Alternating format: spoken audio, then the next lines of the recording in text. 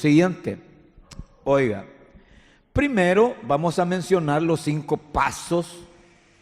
¿Se acuerdan que hablamos de 5 pasos para entender mejor el Apocalipsis? Eso es rapidito, en cuestión de 1 minuto. 2, vamos a retroalimentar el primer tema del libro del Apocalipsis. ¿Se acuerdan ustedes del primer tema, no? Que se llamaba la revelación de Jesucristo. 3, luego vamos a ver de qué trata ya el segundo tema del libro, que se llama las 7 iglesias del Apocalipsis. Y luego, mis amados, vamos a entrar propiamente a 6 palabras claves en estas cartas, en las 7 cartas para las 7 iglesias. ¿Cuáles son esas palabras claves? 1, la presentación de Jesús. Él es el autor y Él se presenta. ¿Cuál es la segunda palabra clave después de la presentación? El reconocimiento que Él hace de cada iglesia. Es tan caballero que Él dice: mira, tú haces estas cosas bien. Pero luego viene una tercera palabra que hay que tomarla en cuenta, y es el cuestionamiento o reclamo que Él hace. Solo se escapa una iglesia que no le hace cuestionamiento: la iglesia de Filadelfia. A todas las otras 6 les hace un reclamo. Pero luego hay una palabra, número 4, que debe tomarla en cuenta, y es la exhortación. Les exhorta, les anima a un cambio de actitud. Mira, estás haciendo las cosas mal, ya no las sigas haciendo. Pero luego viene una 5ª palabra que es cuidadosa, ¿no? La advertencia. Como buen padre, a sus hijos nos advierte. Y por último, la 6ª palabra que hay que tomarle en cuenta es la promesa. A cada uno de los pastores, a cada una de las iglesias, Él les promete diciendo: el que venciere. Si vences, te voy a dar esto. Es interesante. Entonces, quisiera que viéramos esto. Espero en el Espíritu Santo que nos ayude, porque un estudio en 40 minutos no se puede dar, ¿no? Podemos bosquejar, pero hay veces que nos quedamos a medio camino. Claro, vamos a continuar después, ¿no? Ahora, luego vemos propiamente ya la iglesia en Éfeso, el significado de Éfeso y también cómo era la ciudad originalmente. Ahora no hay nada. Sí, ahí está, ¿verdad? Pero ya esto es más moderno, ¿no? Quiero decirles que estas 7 iglesias están hoy en un territorio, en un país que todos lo conocemos, y es Turquía. Turquía es un país europeo que está en la parte oriental, lo que se conoce como el Asia Menor. Pero claro, Turquía ya no es del Asia, es europea. Solo que es el único país europeo que no es cristiano protestante o cristiano católico. Ellos son islamistas o musulmanes. Pero eso será otra historia. Entonces, cuando hablemos de estas 7 iglesias, ¿dónde quedan, pastor? ¿O dónde quedaban? Claro, antes no se decía Turquía en los tiempos de las iglesias, simplemente el Asia Menor. Pero entonces comencemos ya. Primero dijimos acerca de los 5 pasos. ¿Se acuerdan ustedes que les dije: pongan de su parte? Esto les va a ser una bendición tremenda. Sencillo, 5 pasos para estudiar el Apocalipsis. 1, yo le llamé a ese primer paso panorama. No funciona el panorama si usted no se ha leído los 22 capítulos. Si no los lee, no funciona. Pero entre más los lee y una y otra vez, dice, ya tengo un panorama. Ya sé de qué habla el capítulo 1, el 2, el 3, el 4, el 5, hasta llegar al 22. Eso es panorama. El segundo paso le pedí a usted que identificara a quiénes, a los protagonistas o actores. Le dije yo, agrupe para este lado los protagonistas o actores del mal. Y a este lado los protagonistas o actores del bien. ¿Se acuerda?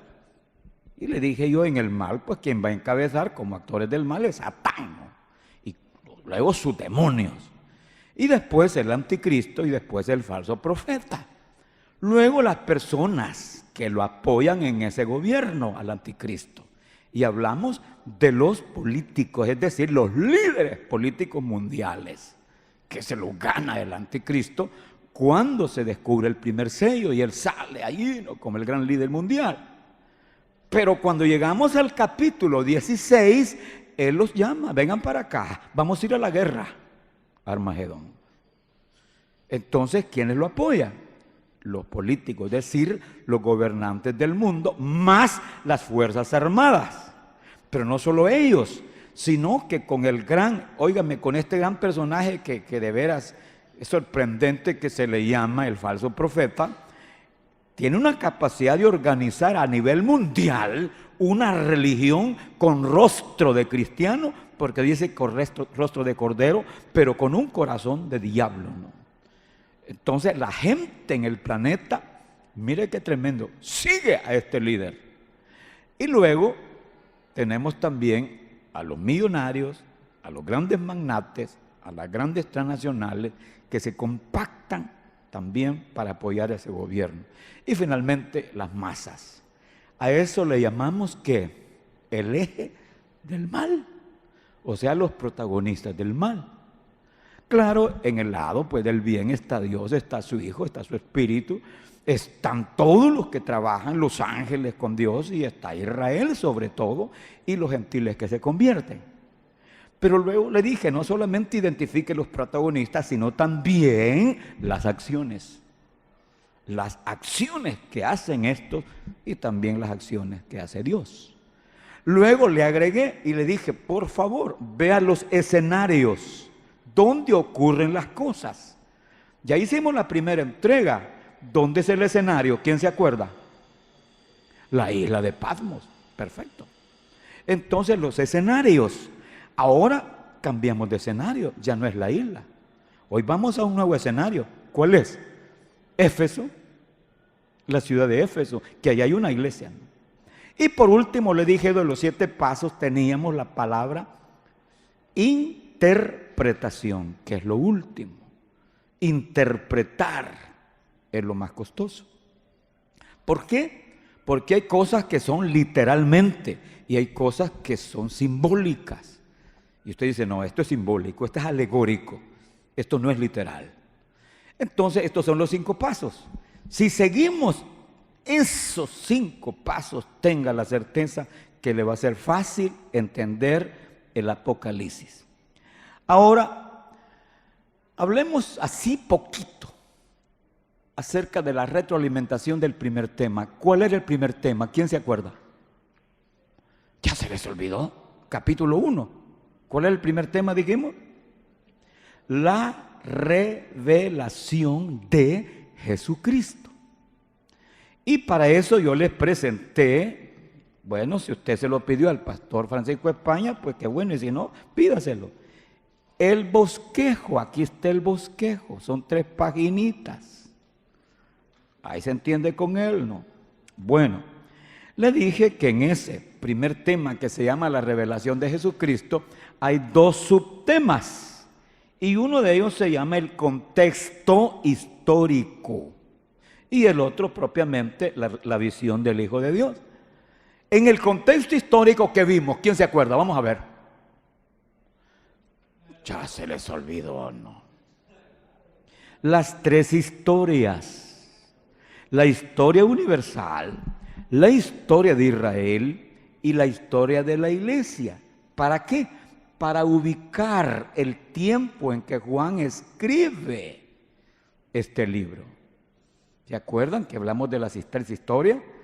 Que la historia universal le dijimos que tenía 4 edades: la edad antigua, la edad media, la edad moderna y la edad contemporánea.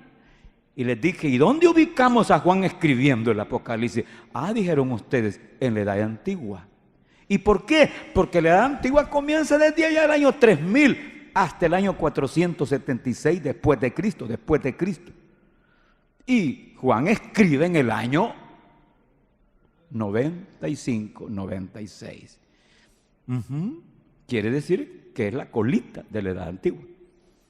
Pero cuando hablamos de la historia de Israel, hablamos de periodos.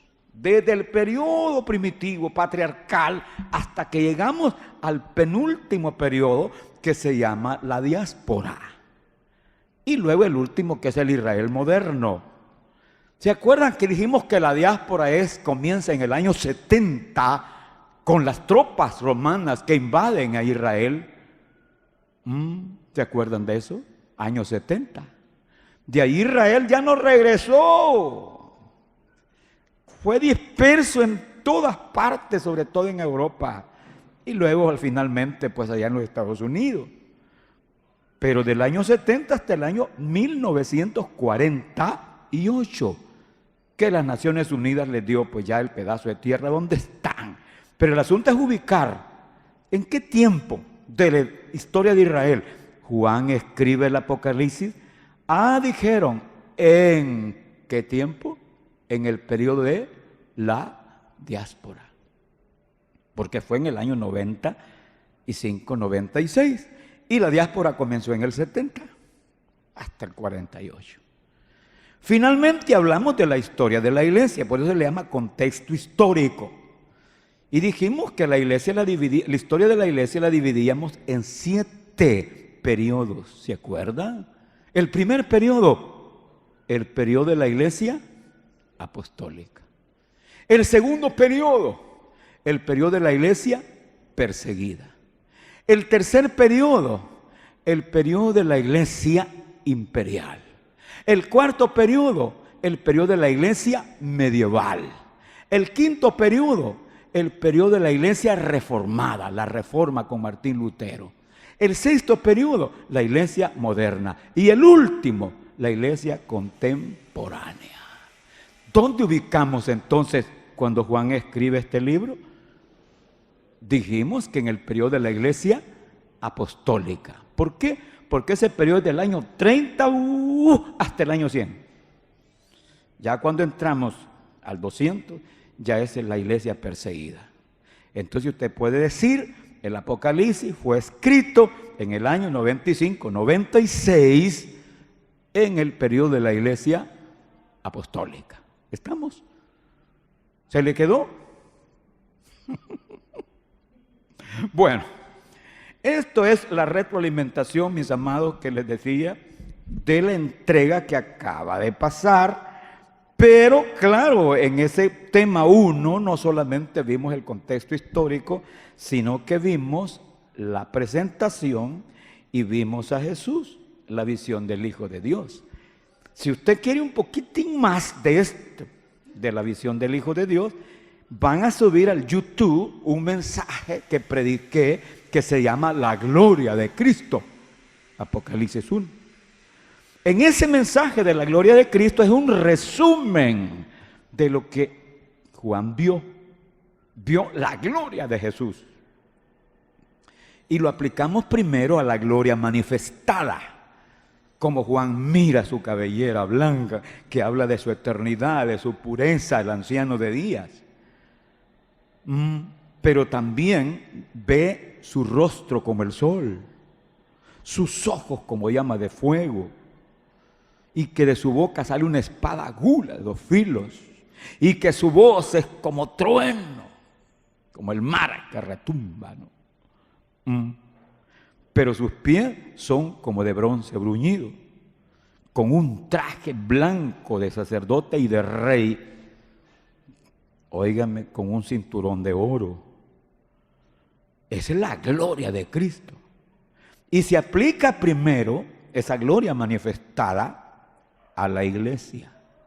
Cuando Él dice que está en medio de 7 candeleros y le dice a Juan, esos 7 candeleros son la iglesia. Ah, ¿qué aplicación le dimos? Que Cristo siempre ha estado en medio de la iglesia.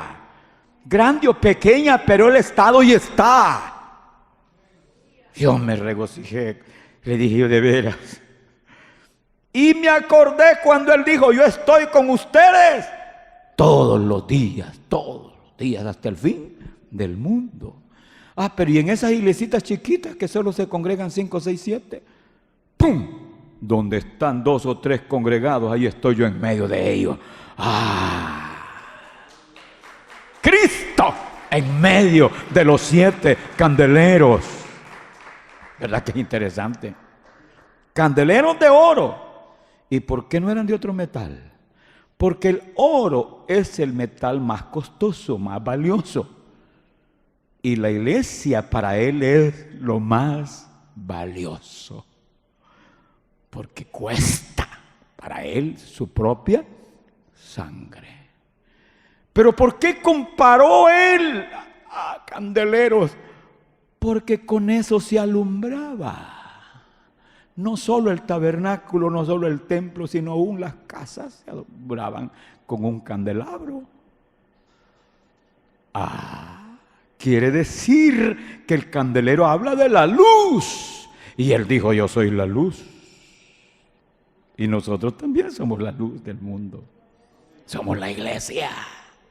Pero qué más grande también. ¿Por qué la compara con los candeleros? Porque el candelero, además de la iluminación de la luz que da, está llena de aceite. Y eso habla del Espíritu Santo de Dios. De la presencia de Él, de la unción de Él. ¿Verdad que es linda comparación? Pero hablamos también en esa aplicación que la gloria manifestada no solo en la iglesia, sino en los ministerios. Juan sorprendido y dice, pero ¿y esas 7 estrellas que tenés en tu mano derecha? Le dice, son mis pastores, son mis ministros, son los ministerios. Y aquí entramos todos los ministerios, los que ministramos. Los predicadores, los evangelistas, los maestros, oiga, los que enseñan, los pastores, pero también los ministerios de alabanza, que tienen un sacerdocio de adoración y exaltación a Dios, los ministerios. Esa gente que está compactada con una visión, el evangelismo o la intercesión, cual sea el ministerio. ¿Dónde estamos? En las manos de Jesús. Yo les decía, eso debe encendernos de gozo y alegría. Porque nada nos puede pasar en las manos de Cristo. ¿Verdad que maravilloso? ¿Se goza o no se goza? Pues de eso hablamos, hermanos, en la segunda parte. Y si usted quiere más, pues ahí le digo, escuche ese mensaje que se llama La Gloria de Cristo, manifestada en su iglesia y manifestada en los ministerios y manifestada de manera personal. Yo puedo hablar de la gloria de Cristo en mi vida, usted puede hablarlo en su vida. Pasemos entonces, ahora sí, ya podemos entrar, mire qué lindo esto, ¿no? Al gran tema de las 7 iglesias. Es lo que acabo de leer. La primera iglesia es la iglesia de Éfeso. Esto quiero de memoria. Las 7 iglesias tienen que estar de memoria. 1, Éfeso. 2, Esmirna. 3, Pérgamo. 4, Tiatira. 5, Sardis. 6, Filadelfia. Y 7, Laodicea. Son las 7 iglesias de ese momento. Pero claro, aquí ya viene ya la interpretación. Históricamente ya sabemos cómo se llama. Ya sabemos lo que Jesús les dijo. Los reclamos que les hizo, el reconocimiento que les hizo, los reclamos que les hizo, la exhortación que les hizo, las advertencias, todo eso, ya lo sabemos, es histórico. Pero lo rico es la aplicación. La aplicación. Cada iglesia se aplica a un periodo. La iglesia de Éfeso, que ya vamos a ver un poquito más, se aplica al periodo de la iglesia apostólica. ¿Cuál es el segundo periodo? La iglesia perseguida. Entonces, a la iglesia perseguida le aplicamos la segunda iglesia, que es la iglesia de Esmirna. Los sufrimientos de la Esmirna, la iglesia perseguida. Pero luego, el tercer periodo de la iglesia se aplica, recuerde que la tercera iglesia, ¿cuál es? La iglesia imperial. Entonces se aplica al tercer periodo, no al apostólico, no a la iglesia perseguida, sino a la iglesia imperial. Es sencillo. Ahora viene la cuarta iglesia. Primero le dije Éfeso, 2,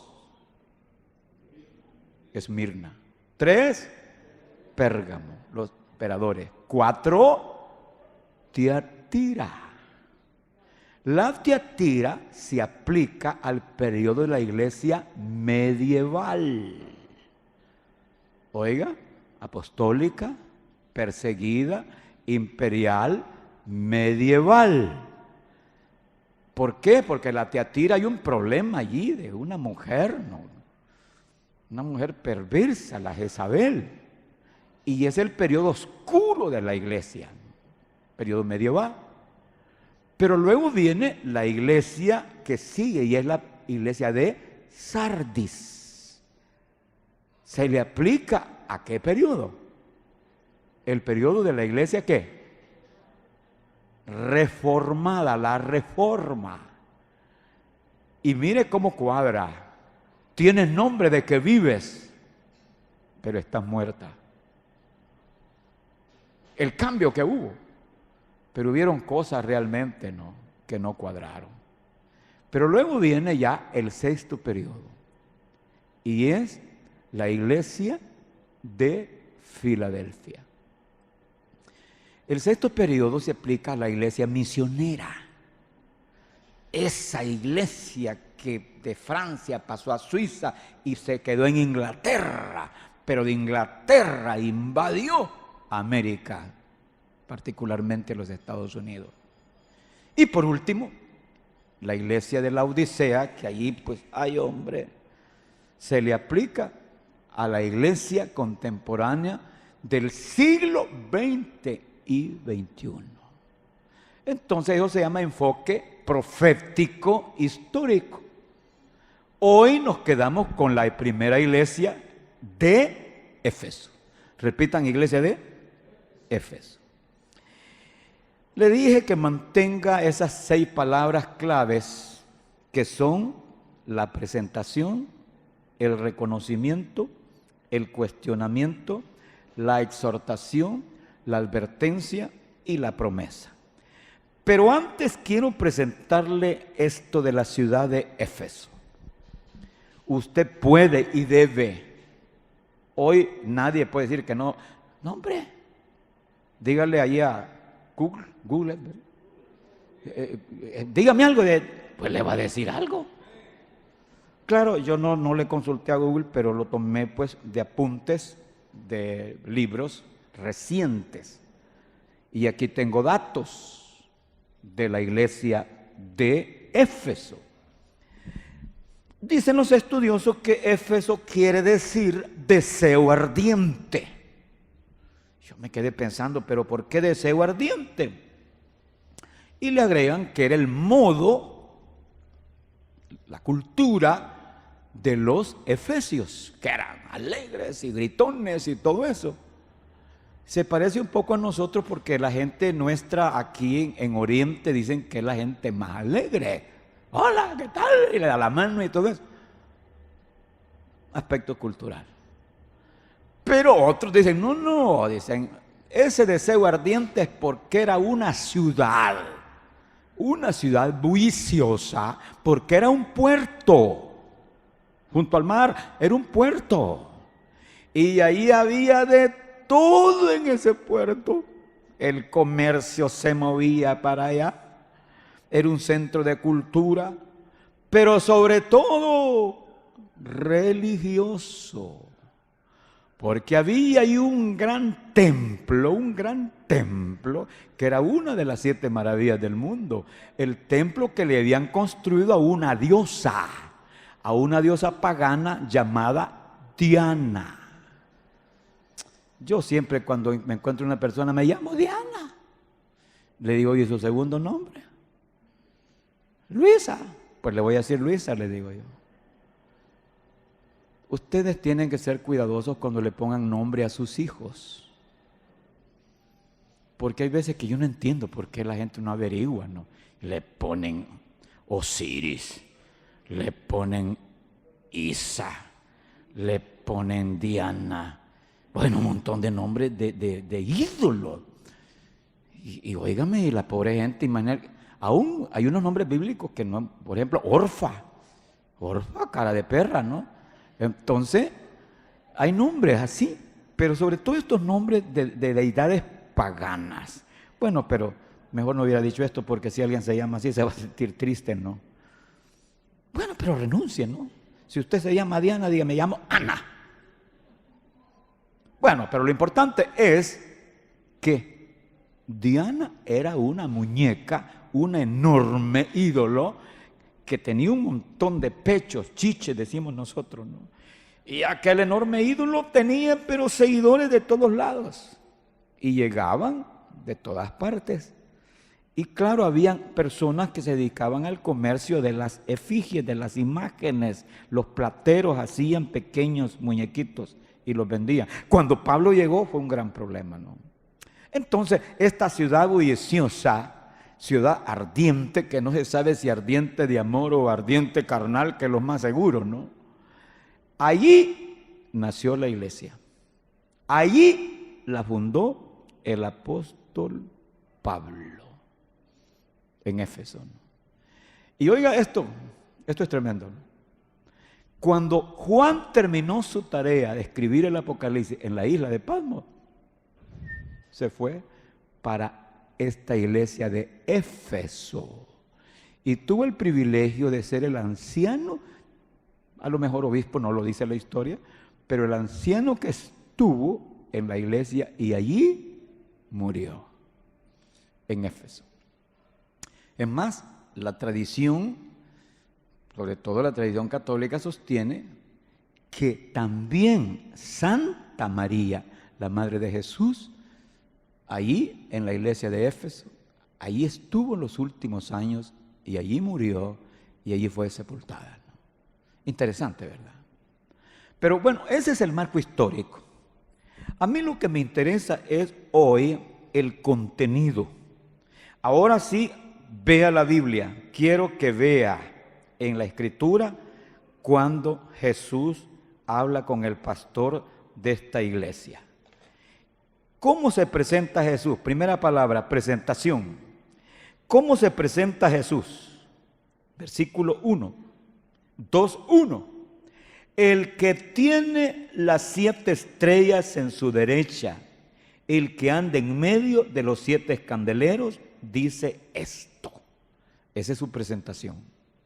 Ya explicamos esto de que el significado de los 7 candeleros, cómo él se mueve en la iglesia, y explicamos también esto de las 7 estrellas en su mano, que son los ministerios. Pero sigue en su presentación. ¿Qué más después de la presentación? El reconocimiento. Él reconoce las cosas buenas que hace la iglesia, ¿no? ¿Qué dice el siguiente versículo? Yo conozco tus obras y tu arduo trabajo y paciencia, y que no puedes soportar a los malos, y has probado a los que se dicen ser apóstoles y no lo son, y los has hallado mentirosos, y has sufrido, y has tenido paciencia, y has trabajado arduamente por amor de mi nombre, y no has desmayado. Todo este es el reconocimiento que Cristo hace a la iglesia y al pastor. Es interesante, ¿no? Pero lo que sigue sí no me gusta.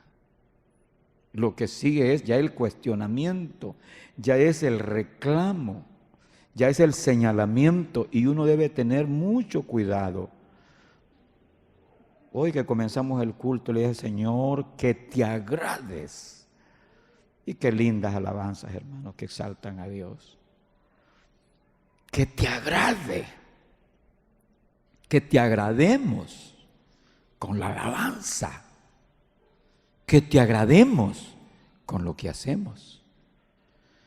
Mire, Él está en todo, Jesús, si es su iglesia. Pues. ¿Qué le está diciendo? Pero, versículo 4, tengo contra ti que has dejado tu primer amor.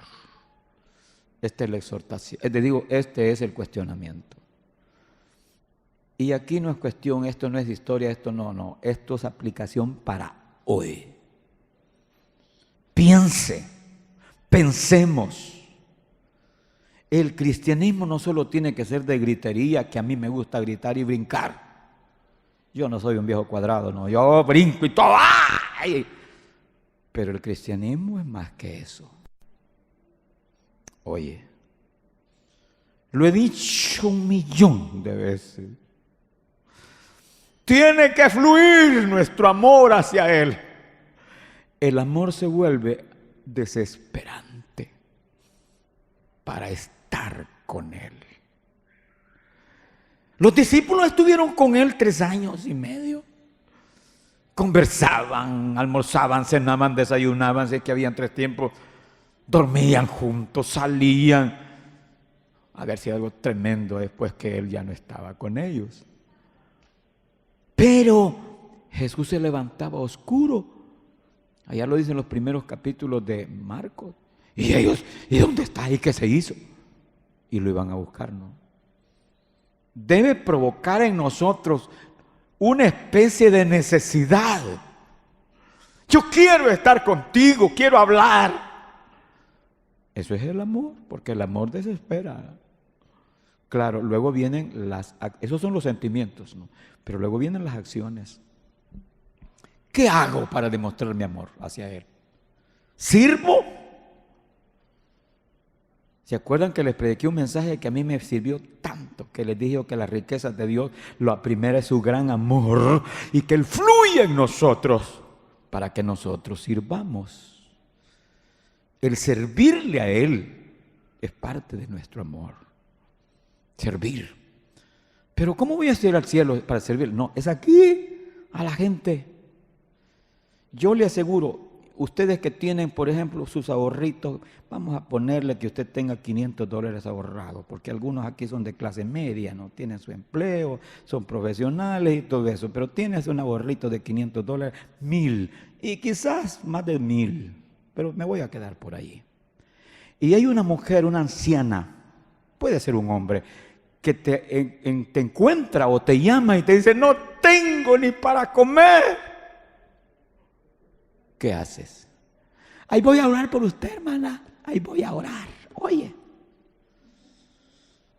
No, está bien, ora. Pero tienes que ver. Si puedes. Siempre pregunta, ¿y qué haría Jesús? ¿A Jesús le daría de comer? Entonces, mis amados, el amor hacia Cristo se expresa. No solo se siente, se expresa, se dice, pero también se actúa. Y el amor hacia Cristo lo demostraron los apóstoles tanto que lo amaron, mira, y se expusieron hasta morir. Ahora, ¿por qué le está reclamando? Porque la iglesia está ocupada. Tan ocupada estaba, pero tan ocupada estaba, que no tenían tiempo para recogerse un ratito con Él y decirle, Jesús, te amo. ¿Sabe qué le pasó a un misionero en los United States? Este misionero era un hombre, pero que andaba, mire, llegaba por allá a predicar y llegaba para allá y en fin, ocupadísimo. Pero tan ocupado estaba, conferencias, y va a conferencias, predicaciones, que casi no había tiempo para estar en intimidad con el Señor. Raro, ¿verdad? Y ahí en el tren, mira, ¡pum! ¡Pah! Se descarriló. Y tenía que estar él en determinada hora. El diablo, ¿cómo se propone? Dijo él. Y se bajó, ¿no? Es que el diablo es lo primero que tenemos hay veces. Sí, no le digo que el diablo no hace un montón de travesuras y taverías, ¿no? Pero sabe, cuando se sentó, ¡pum! Fíjate que no fue el diablo, le dijo el Señor. He sido yo, porque vos estás tan ocupado en mis cosas. Mire qué raro esto, ¿verdad? Tan ocupado en mis cosas que no tienes un tiempo para mí. ¡Qué tremendo! Esposa, esposita, ¿me estás oyendo, esposita? Estás tan ocupada en tu casa, que bueno, que pones un cuadrito aquí, que pones un florero aquí, que pones allá, que haces el guisado aquí. Pero para estar con tu esposito y decirle, mi viejo, te amo, eres lo único para mí, no hay tiempo para él. Démosle vuelta a la moneda. Esposito, esposito, habla Jesús. Estás tan ocupado en la casa que corres para allá, que tienes que traer acá, que tienes que llevar acá, que tienes que ir al súper, que tienes que llevar los niños, que tienes que traer... Pero no hay tiempo para estar con ella. Este es nuestro problema. Es lo que reclama y dice, estás tan ocupada, tan atareada, todas tus cosas, sí, está bien. Pero me has dejado de amar como me amabas. Oiga eso, como me amabas al principio. Ahora, después de ese reclamo, después de ese cuestionamiento, viene la advertencia. Digo, la advertencia, ¿sí? Le advierte, véalo cómo le exhorta. Mire cómo le exhorta el Señor en ese capítulo 2. Ahora lea, por favor, el versículo 5. Recuerda, por tanto, de dónde has caído. Le exhorta, y arrepiéntete, y haz las primeras obras, pues si no, vendré pronto a ti. Ay, aquí ya caímos, mire, ve, no es la exhortación y en la advertencia. Pues si no, esa es la advertencia. Mario, pues si no, mire lo que dijo el Señor aquí a la iglesia. Pues si no, vendré pronto a ti y quitaré tu candelero de su lugar, si no te hubieres arrepentido. Esa es la advertencia, ¿no? Jesús nos ama, nos abraza, pero Él no quiere compartir su amor con nadie. Y Él nos hace un reclamo a lo profundo del corazón muchas veces. Y luego, pues, nos exhorta, revisa, mira, estás tan atareado, ocupado, que me has dejado, me has abandonado, me has descuidado. Por eso es bueno, hermano, en el culto derramarse. Pero de veras, adorarlo, concentrarse. Siquiera en el culto. Qué bueno si usted en la noche en su casa, después que ya va a acostarse, mira, Señor, yo no me voy a dormir hasta que de veras, o levantarse temprano, hombre, para estar con Él. Entonces, ¿qué pasó? No solamente ahora le está exhortando, sino que le está advirtiendo. La advertencia siempre va antes. Yo le dije por ahí a cierta persona, mira, tú no estás haciendo las cosas bien. Mira, tanto te ama el Señor y que tú no te quieres arrepentir y dejar de eso, que te va a dar un jalón de orejas, pero que vas a chillar. Profeta. Mire, ni la semana. Ay. ore por mí, ore por mí. No, apretarlo más, Señor. Sí, el Señor nos advierte porque nos ama. ¿Por qué esos hijos de Joel Ruano son tan disciplinados, hipote? ¿Usted cree que si yo me siento aparte, mira, y alguna vez papá Joel te jaló las orejas? Varias veces. Me acuerdo cuando estaba chiquitito así, Joelito, que le decía, lo reclamaba, el Joel lo regañaba y le decía, pago, le decía. Quiere decir que le da sus nalgadas de vez en cuando, ¿no? Porque no los amaba, porque los amaba, porque eran sus hijos. Ahora él se siente tan feliz de ver a un Joel Junior, mire,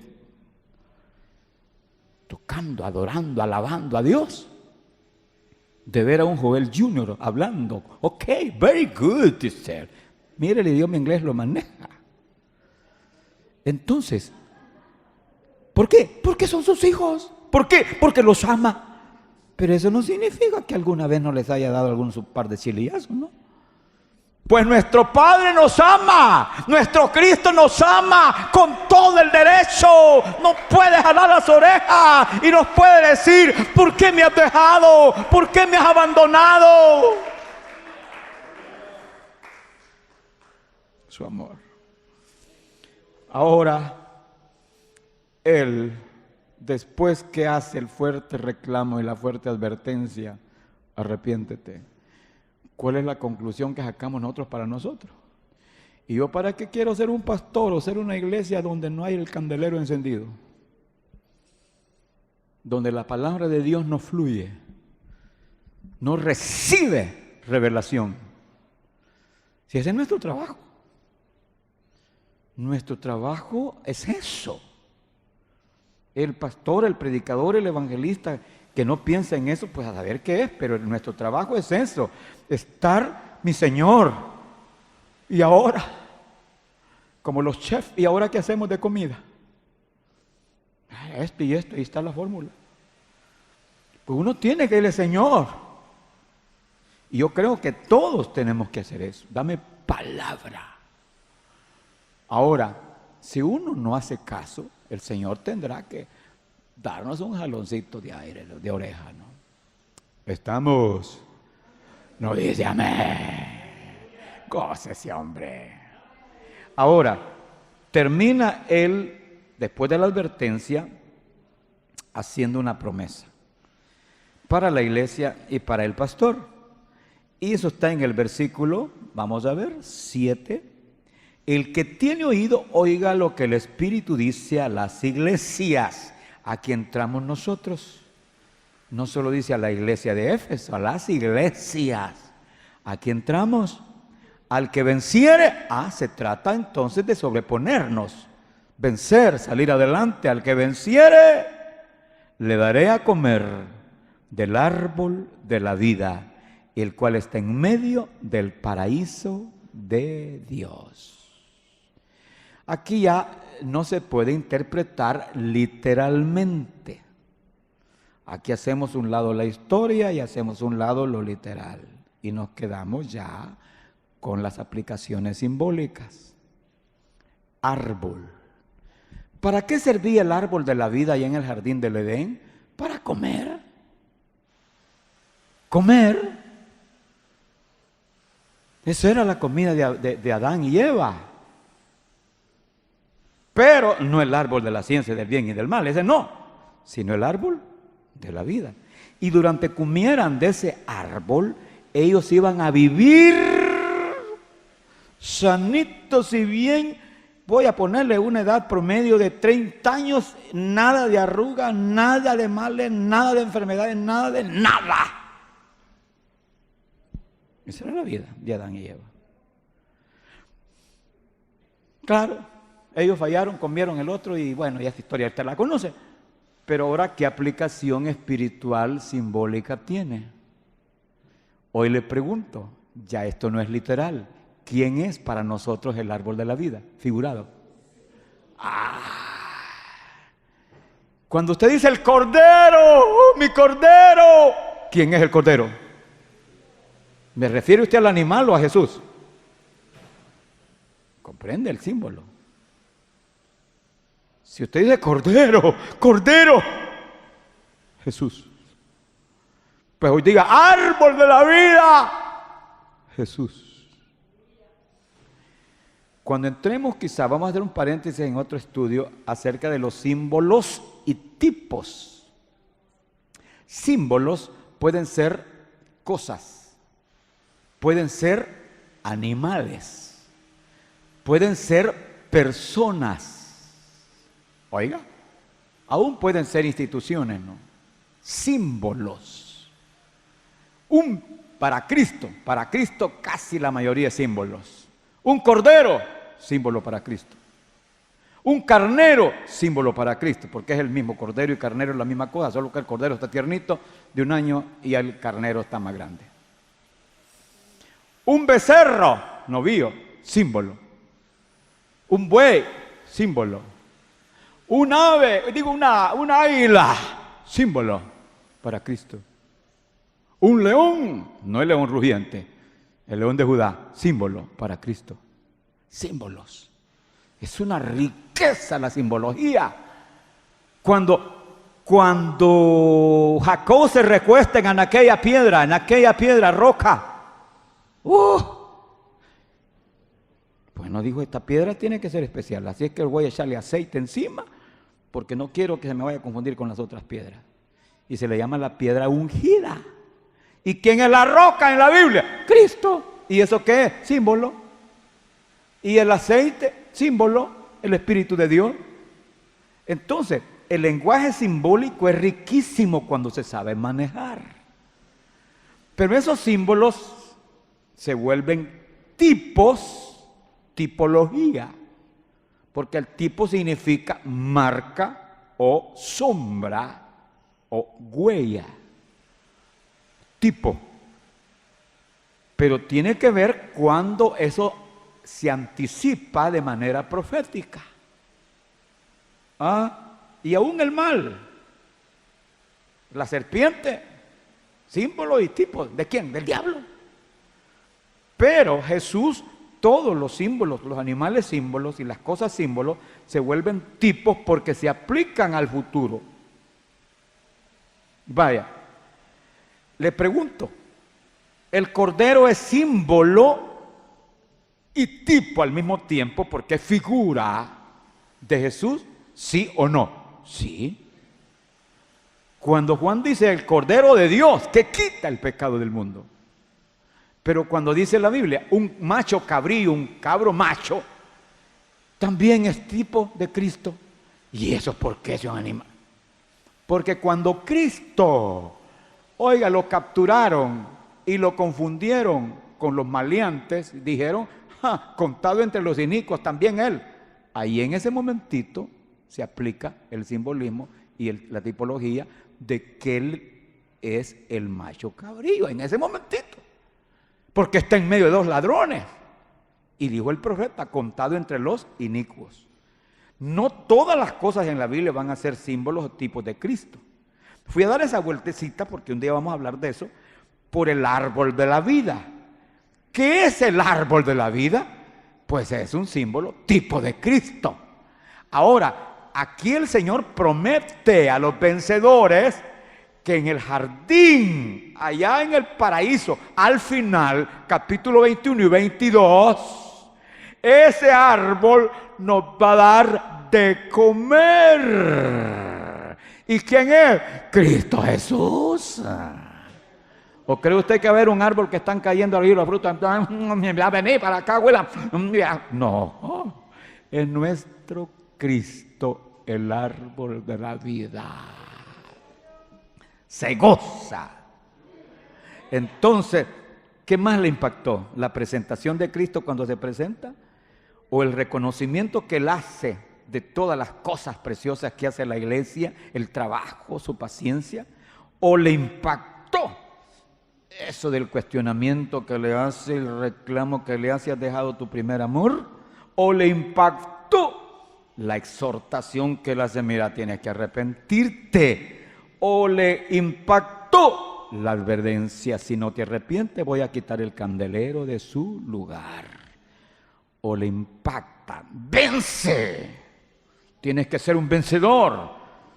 Y si vences, vas a comer del árbol de la vida. Amén. ¿Se ha gozado? ¿Aprendimos? Yo quiero, hermanos, que cada uno de nosotros, a mí lo que me impacta de esta iglesia y de todo el estudio, ¿sabe cuál es? Eso que él me dice como pastor. Mira, José de la Paz, yo estoy en medio de la iglesia, los 7 candeleros, todos los días. Y tú estás en mi mano derecha. Pero oye, José de la Paz, te estás descuidando de tu primer amor, que soy yo. Reflexiona, recapacita, regresa, vuelve al principio, así como me amabas antes. Eso tiene que ser. Yo no quiero dejar de amarle. Y este es el peligro muchas veces cuando se presentan las adversidades, las pruebas, las tentaciones. El diablo te quiere echar zancadillas. ¿Sabes cuál es su fin? Apartarte del amor de Él. Y Pablo dijo: nadie me puede separar del amor de Cristo. Y aunque se venga, dijo Pablo, todo lo que se venga, diablos, bueno, todo, nadie me puede separar del amor de Cristo. Voy a seguir predicando hasta que Cristo venga. No hay nada en este mundo que valga la pena mirar.